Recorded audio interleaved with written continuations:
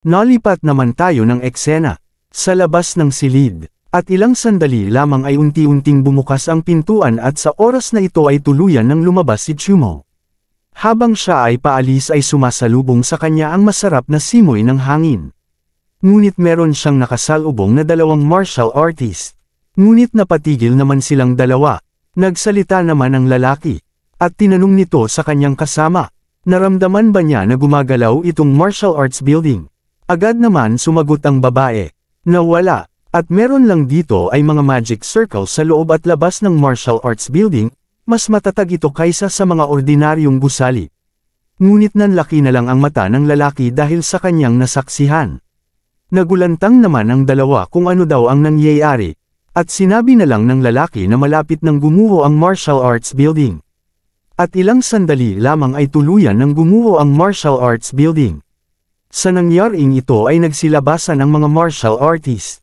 At tanong nila, at sinong nangangahas na gumawa ng gulo sa loob ng mga ari-arian na pag-aari ng Jade Merchant Alliance, at kung sino ang taong gumawa nito. At kanilang nakita si Chumo. At nagsaad ang isang lalaki na palibutan siya, kung maglakas loob siyang lumaban, at atakihin siya kaagad. Ngunit sa sandaling ito ay dumating si Director Mo. At tinawag niya si Chumo sa pangalan nito. At sinabi nito kung na-mastered na ba niya ang swordsmanship realm. At sambit pa nito sa kanyang sarili. Itong natitirang blade energy, si Chumo ay hindi pa 20 years old. Pero kaya niya talaga magsanay ng mga kasanayan sa espada. Siya ay isang genius. Subalit hindi naman alam ni Chumo kung ano ang swordsmanship realm, at tinanong niya ito kay Director Mo. Ngunit napaisip naman si Director Mo, na siya ay nag-aaral bilang isang ordinaryong tao sa akademya at hindi kailanman natutunan ang larangan ng espada. Napagtanto niya ito ng buo sa kanyang sarili kung ano ang tunay na henyo. Mas malakas siya kaysa sa kanyang inaasahan, dapat kasama siya sa Jade Merchant Alliance. Ipinaliwanag naman ni Director Mo, kung ang isang martial artist ay may talento sa espada at saber, maaari niyang linangin ang kaukulang larangan. Tulad ng espada, na sa pagkakaalam ko ay may tatlong kaharian, ang unang kaharian ay ang liwanag, kung saan ang talim ay may liwanag. Buong lakas at mahusay na layunin ng pagpatay kapag inilabas. Ang pangalawang kaharian ay ang anino ng espada na pumupuno sa kalangitan, at ito ay hindi mapigilan. Ang pangatlong kaharian ay ang intensyon ng espada.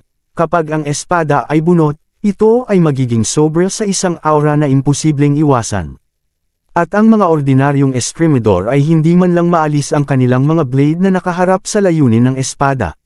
Sa tinura naman ni Director Mo ay naliwanagan naman si Chumo. At ito'y nagpasalamat sa kanya dahil mas naiintindihan niya ito. Ngunit napahawak naman si Chumo sa kanyang bibig at ito'y napaisip. Sa kasong iyon, ang perpektong antas ng sky-splitting blade ay ang unang antas na tinatawag na Blade Light Realm. Dahil ba sa nakuha niya ang advanced sword skill talent kaya nagawa niyang umabant muli sa maikling panahon. At agad naman humingi ng paumanhin si Chumo kay Director Mo. Ngunit nahuli siya sa kanyang pagsasanay kaya hindi niya sinasadyang masira ang lugar na ito. Bahagyang tumawa naman si Director Mo, at sinabi nito na kung ito ay makakatulong sa kanya na mapagtanto ang kapangyarihan ng espada, sulit ang presyo ng pagtatayo ng martial arts, pagkatapos niyang mapagtanto ang kapangyarihan ng espada. Kakailanganin niya pa ring pagsamahin ang kanyang realm, at ang aktwal na labanan ay makakatulong sa kanya ng higit. Sa kabilang banda, hindi naman inaasahan ng mga martial artist sa kanilang nakikita. At sinabi na lang nila na kung sino si Chumo at nakikipag-usap dito si Director Mo at ito'y tumatawa. Saad pa ng isa, nagawa niyang masira ang martial arts building sa pamamagitan lang ng kanyang pag-practice, hindi maarok ang kanyang lakas at nakakamangha. Nagpasalamat naman si Chumo sa mga mungkahi ni Director Mo, at ito'y nagpaalam at mauna na siyang aalis sa kanila. Habang naglalakad si Chumo ay iniisip nito, na sa aktwal na labanan, kailangan niya bang pumunta muli sa Dasho Mountain. Subalit may sumusunod sa kanya habang ito'y naglalakad, ngunit naramdaman naman ito ni Chumo. Sa kabilang banda, dalawang lalaki ang sumusunod at sila ay nagtataka kung bakit tumigil sa paglalakad si Chumo. At ilang sandali lamang ay pinakawalan ni Chumo ang kanyang malakas na aura. At naramdaman ito ng dalawang boy labo. At tinanong ng isa kung anong nangyayari at saan na siya nagpunta. Ngunit hindi nila namalayan na nasa kanilang likod na si Chumo. At sinabihan niya ito kung bakit nila siya sinusundan. Nabalutan naman sa takot ang dalawa at sila ay pinagpawisan. Subalit hindi naman agad nakasagot ang dalawa sa labis na takot. At kanyang binigwasan ang isang lalaki ng kanyang espada at ito'y namatay. At ang isa naman ay hinawakan niya ito sa leeg at sinakal. At malakas niyang ibinaon sa pader ito, sa lakas nito ay yumanig sa kanilang lugar na kinakatayuan. Nabalutan ng itim ang mukha ni Chumo at tinignan niya ito na may nanlilisik na mata na parang demonyo. At kanyang tinanong kung sino ang nag-utos sa kanila na siya ay sundan. Ngunit sa mahigpit na paghawak ni Chumo sa leeg nito ay pilit peren niyang sinabi, na ang nag-utos sa kanila ay si Zhou Cheng. At sa oras na ito ay naging seryoso si Chumo kaya't si Zhou Cheng ang humaharang sa kanyang dinadaanan, kailangan na daw niyang patayin ito, kung hindi lang siya kundi pati si Chen Zimi ay nasa panganib sa sandaling ito. Subalit ito ang tamang pagkakataon para sa aktwal na labanan para lipunan ang mga humaharang sa kanya. Nalipat naman tayo ng eksena sa Zhou family villa. Sa labas nito ay makikita naman natin ang dalawang butler na nag-uusap. Saad ng isa mula nang mamatay si Master Zhou Qi, ang puso ng kanyang ama ay nagiging mas malamig. Ngunit sumagot naman si Kalbo. Nakalokohan walang matutuwang magulang kung mamamatay ang kanilang mga anak. At sinabi pa ng isa na mukhang uulan ng malakas ngayong gabi. Ngunit makikita naman natin na bumagsak si Kalbo sa hindi malamang dahilan. Subalit patuloy naman sa pagsasalita ang lalaki at hindi niya alintana kung ano ang nangyayari. Sana talaga matapos siya ng maaga. At napagkanto na lang nito na hindi kumikibo si Kalbo kaya hinanap niya ito kung saan daw napunta yung lalaking yun. Subalit sa sandaling ito ay biglang lumitaw si Chumo sa kanyang likod na handa na niya itong bigwasan ang kanyang espada sa anumang oras. At sabay pagkulog ng malakas ang kalangitan. Ngunit may isang lalaki din ang lumabas. At hinahanap nito ang mga iba na naka-duty sa hardin, at sinabihan niya mga ito na oras na para magpalit na sila ng shift. Ngunit walang sumasagot sa kanya, at ilang sandali lamang ay sa kanyang paglalakad ay sumambulat sa kanya ang mga walang buhay nitong mga kasama. Nataranta naman ang lalaki dahil sa pangyayaring ito, at tanong nito kung ano ang nangyari dito, at ito'y napalingon sa kanyang likod, at nakita niya ang ating bida na nakahanda na para hampasin siya nito ng kanyang sandata. Wala nang nagawa pa ang lalaking ito kundi nanlaki na lang ang mata nito dahil sa parating na atake sa kanya. Sa kabilang banda sa loob ng silid, ay naroon si Zhou Cheng na nakaupo, habang iniisip nito kung kailan pa nila madadakip si Chumo. Ngunit napagtanto nito, na hindi pa bumabalik ang kanyang mga alagad na kanyang inutusang sundan si Chumo. Subalit sa sandaling ito ay bigla na lang kumalabog ang pintuan ng malakas. Dahilan para ito'y minas at sumigaw. At napamura na lang ito ay madaling binuksan niya ang pintuan. Sa kanyang pagbukas ay pasiga nitong sinabihan sila kung anong pinagtatalunan ng mga ito. Ngunit sumambulat sa kanya ang mga kanyang tauhan na nakahandusay sa sahig na wala ng mga buhay. At nakita niya si Chumo habang ito'y nakatalikod. Nanggagalaiti naman si Zhou Cheng. At sinabi nito sa kanyang isipan, na napakaraming tao ang namatay, at pader lang ang pagitan nila. Ngunit ang tanging naririnig lang nito ay kaunting ingay lang. At kailan ba nakabuo sa luyang bihis ng isang makapangyarihang binata? Napatingin naman si Chumo sa kanyang likod at nakita niya si Zhou Cheng. Agad naman nagsalita si Zhou Cheng. At sinabihan niya si Chumo. Kung sino siya at wala daw silang nakaaway bakit niya sila pinatay lahat ng tauhan niya.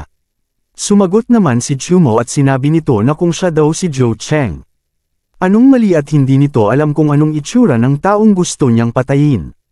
At dahil dito sumiklab ang kanyang galit dahil nalaman niyang si Chumo ang kanyang nasa harapan.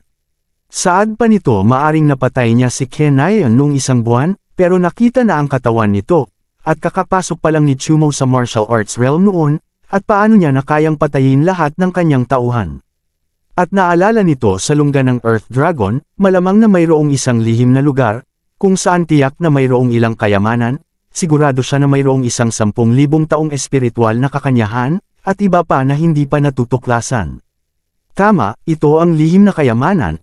Ang batang ito ay kinuha ang lihim na kayamanan mula kay Zhou Qi. Ang lihim na kayamanan sa lugar na iyon, ay maaaring tumaas ang iyong antas sa loob lamang ng isang buwan.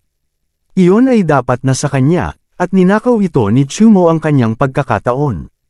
Ngunit nakangisi naman si Chumo habang naririnig niya ang tinuturan nito. Dahil ang lahat ng sinasabi nito ay may katotohanan. At sabay pakawala nito ng maraming espada na gawa sa enerhiya. At kanyang papatayin si Chumo. At ibalik daw nito ang kanyang ninakaw mula sa kanyang anak na dapat sa kanya. Sambit naman ni Chumo sa kanyang isipan, na si Zhou Cheng ay napakahusay sa paggamit ng Yuan power, siya ay karapat-dapat na maging isang malakas na tao na nasa larangan ng martial arts sa loob ng maraming taon. Gamit ang kanyang Yuan power para ilipat ang kanyang espada at pataasin ang layo ng kanyang pag-atake. At agad itinaas ni Chumo ang kanyang paa, at sabay ibinagsak nito ng malakas sa sahig na sanhi ng pagsabog, at lumabas dito ang malakas na enerhiya na kanyang pagdepensa sa atake ni Zhou Cheng sa kanya. At ilang segundo pa ay nabalutan si Chumo ng enerhiya at matagumpay nitong napawalang bisa ang maraming espada na bumulusok sa kanya. Ngunit hindi naman ito inaasahan ni Zhou Cheng na ang batang ito ay nakarating na sa antas ng realm, kung saan magagamit niya ang kapangyarihan ng Yuan, ngunit ito na ang kanyang pagkakataon, at sinabihan niya si Chumo na dapat ay naubos na niya ang lahat ng kanyang lakas upang pigilan ang kanyang mga espada. At ito'y biglang sumugod. Mabilis itong nakalapit kay Chumo at nagbigay ito ng isang slash na may kasamang pressure, at tanggapin daw niya ito at dito na daw mamamatay si Chumo. Ngunit agad naman ginamit ni Chumo ang ghost steps at naiwasan niya ito sa huling sandali. Biglang napunta siya sa likuran ni Zhou Cheng at hinanda na nito ang kanyang espada para sa kanyang counter-attack. Ngunit nabigla naman si Zhou Cheng sa pagsulpot ni Chumo sa kanyang likod. At matagumpay niyang nasalag ang atake ni Chumo gamit ang kanyang espada. Sa oras na ito ay walang tigil na umaatake si Chumo at maririnig natin ang mga tunog ng kanilang espada tuwing nagkakasalubong ito. Ngunit nagagawang salagin ito ni Zhou Cheng at nakaramdam ito ng konting kaba. At pinagpawisan ito, dahil kanyang napagtanto, ang batang ito ay hindi nagkakalayo ang kanilang lakas sa mga tuntunin ng bilis o kontrol ng kapangyarihan ng Yuan. Biglang umatras ito dahil kung magpapatuloy lang siya sa kanyang pagdepensa ay tiyak na matatamaan peren siya sa bilis ng batang ito. Ngunit bahagyang ikinagulat naman ito ni Chumo dahil biglang umatras si Zhou Cheng. Subalit sa pag-atras nito ay nakaplano ang kanyang gagawin. At kanyang pinindot ang button sa pader dahil nagkataon na nakatapat si Chumo sa nakatagong bomba sa pader. Agad naman sumabog ito na hindi inaasahan ni Chumo at ito'y tumalsik sa lakas. At makikita naman natin ang nangyari sa pagsabog ay nabutas ang pader na sanhi ng pagkahulog ni Chumo. Bumagsak si Chumo at ito'y nagpagulong-gulong dahil sa taas ng kanyang binagsakan. Agad naman niyang itinukod ang espada nito para pigilin ang kanyang pagtalsik. Agad naman napunta sa harapan niya si Zhou Cheng at tinignan siya nito na may nakakakilabot na tingin.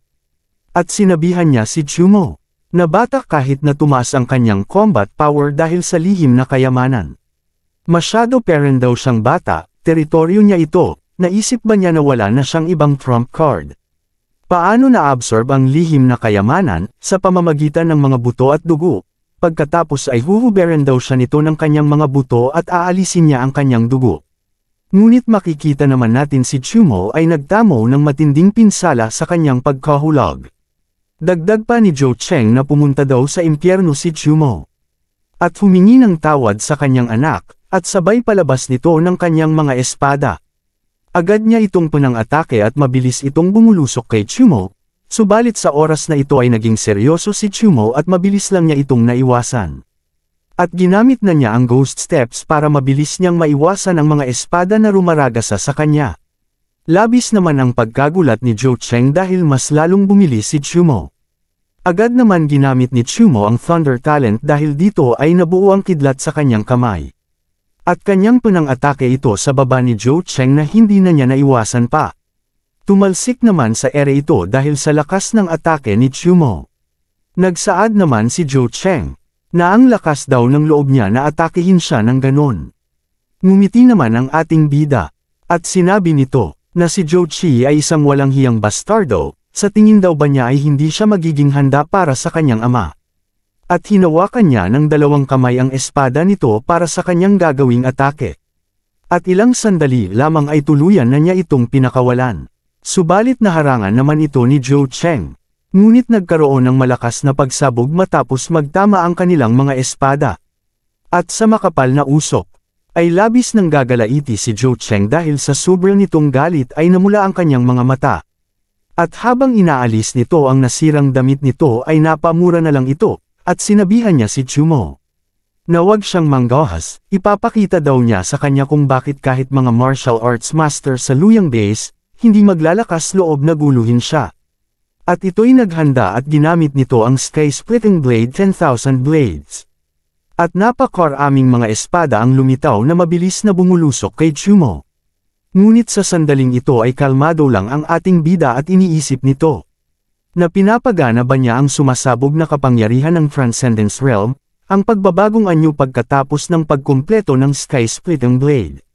Magandang pagkakataon ito upang makita kung gaano kalaki ang kanyang kasalukuyang lakas. Wika naman ni Zhou Cheng, na hindi siya tumatakas, anong ginagawa niya kung tamaan siya ng kanyang sword technique? Kahit umabot pa sa martial artist realm, mamamatay talaga siya. Kahit na ano, hinding-hindi niya malalampasan ang 10,000 blades nito, kahit na hindi niya ito mapuruhan, ay hindi niya maiiwasang masaktan. Subalit sa oras na ito ay naghahanda na rin si Chumo sa kanyang pag-counter-attack. At itinuon nito ang kanyang lakas sa espada at makikita natin ang kidlat na unti-unting nabubuo sa kanyang espada. At ilang segundo lang ay tuluyan nang natapos si Chumo sa kanyang ginawa. Dahil dito ay nabuo ang mapa nindig balahibong lakas na nagmamula sa espada. Hindi naman makapaniwala si Zhou Cheng, na ito ay isang blade resonance, at na-master na niya ang swordsmanship realm. Ngunit bago man makalapit si Zhou Cheng ay mabilis na dumaan sa kanyang harapan si Chumo at kasabay nitong nagpakawalan ng ilang slash na tumama sa kanya. Napagtanto na lang nito na tinamaan siya sa mukha at sa buong katawan na labis niyang hindi inaasahan, na ganito pala kahalimaw si Chumo. At sa paglapag ng ating bida sa lupa ay makikita natin si Zhou Cheng sa ere, na nasalo niya lahat ang mga pinakawalang atake ni Chumo at kasabay nitong nawasak ang mga espadang pinakawalan nito. Bumagsak naman si Zhou Cheng sa lupa na wala ng buhay. At sa kabilang banda, ibinalik na ni Chumo ang espada nito sa kanyang storage bag. Ngumiti naman ang ating bida dahil sa ngayon ay makakapaglakbay na siya na walang humaharang pa sa kanyang daanan. Dahil sa ngayon ay ang pamilya Zhou ay nawasak na at si Zhou Cheng ay patay na. Sa pagsapit ng umaga, ay makikita naman natin ang mga taong nagpunta sa bahay ng Zhou family. At ang lalaking naka-brown na nakasombrero ay ang captain ng Luyang Base Law Enforcement Team. At ito'y nagsalita, hindi inaasahang kahit si Zhou Cheng, na nasa huling yugto ng martial arts, ay namatay. Ngunit lumapit naman ang isang lalaki at sinabihan niya ang kanilang kapitan, na ang lahat ng mga residente ng villa ng pamilya Zhou ay patay na, at sa paghusga mula sa pinagdaanan, ang mamamatay tao ay sumalakay mula sa labas at pumasok sa loob. Lahat sila ay pinatay sa isang hiwa. Dahil dito ay napaisip ang kanyang kapitan, at sinabihan niya ang kanyang tauhan, na ang mamamatay tao ay isang makapangyarihang swordsman. Siya ay lampas sa kung ano ang maaari nilang hawakan. Tipunin ang lahat ng impormasyon kaagad at magulat sa pinakamataas para sa isang desisyon. Agad naman sumang-ayon ang lalaki sa nais ng kanyang kapitan. Nalipat naman tayo ng eksena sa bahay ni Chumo. At sa loob nito ay makikita natin nakakatapos lang niya maligo at inilapag nito ang lahat niyang nakuhang mga items. 35 bahagi ng Level 2 Ferocious Beast Blood. 4 na bahagi ng Level 3 Ferocious Beast kasama ang isang malaking bilang ng Level 2 Ferocious Beast na materyales, at mahalagang mga halamang gamot. Ang kabuuang halaga ng mga bagay na nakuha mula sa Zhou Cheng ay lumampas sa 1,000,000. Napahawak naman ito sa kanyang bibig. At sinabi nito, na si Zhou Cheng accumulations ng higit sa 10 taon, ngayon ay nakuha niya ang lahat ng ito. Susunod na hakbang ay ang pagtuunan ng pansin ang pagsisikap na itaas ang realm sa lalong madaling panahon, upang maabot niya ang martial arts master realm. At kanyang niligpit ang mga ito. Subalit biglang nahulog ang isang box sa sahig, dahil dito ay natuon ang pansin ni Chumo sa maliit na box na ito. Agad naman niya itong kinuha at nakalimutan na niya ang ito. Agad niya itong binuksan at nasa loob nito ang isang itlog. Ang itlog na ito ay tila humihinga. Ito ay buhay. ngunit isang karaniwang mabangis na hayop na itlog ang napipisa sa loob ng 3 taon. Kaya bakit hindi pa ito napisa sa loob ng mahigit 10 taon? At pinatakan niya ito ng kanyang dugo para kilalanin siya bilang kanyang master. At kanyang ginamitan ito ng vitality infusion. Ngunit hindi niya ito nabuksan. At sinubukan din niya itong hampasin ng kanyang kamay ay hindi pa rin ito umipekto. At sinabi na lang nito, na ilalabas nito ang kanyang kaldero at lulutuin na lang daw niya ito. At kanyang ginamit ang kanyang enerhiya nito na thunder, at makikita natin ang malakas na enerhiya ang lumabas sa kwarto ni Chumo. At makalipas pa ng ilang oras ay hingal na hingal ang ating bida. Dahil hindi man lang nagawang basagin ang itlog kahit puwersahan na niya itong binuksan. Nadismaya naman si Chumo. At kalimutan na lang daw niya muna ito. Kung ganito lang kadaling makakuha ng reaksyon mula sa mabangis na beast egg na ito. Hindi ito nahulog sa kamay niya, mabuti pang bumalik siya sa pagsasanay. At kanyang inilabas ang isang kulay berde na spirit fruit na hugis bilog. Magsimula tayo sa wind spirit fruit na nakolekta niya sa Dashu Mountain noong nakaraan. Ang wind spirit fruit ay nagbibigay daan sa mga martial artist na may talento sa katangian ng hangin na magkaroon ng kaliwanagan, na posibleng mapahusay ang kanilang mga talento.